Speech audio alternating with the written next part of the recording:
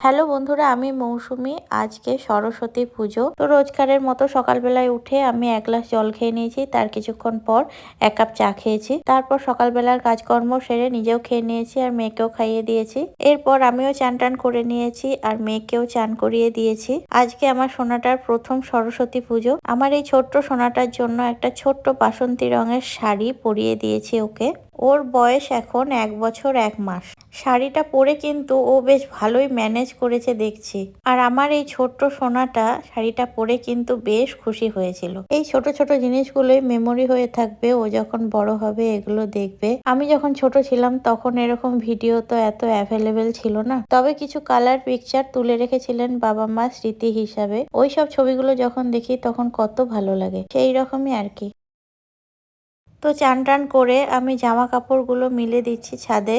এরপর পুজো করে নিয়েছি। তারপর লাঞ্চ করে নিলাম। আজকে আমাদের বাড়িতে নিরামিষ হয়েছিল।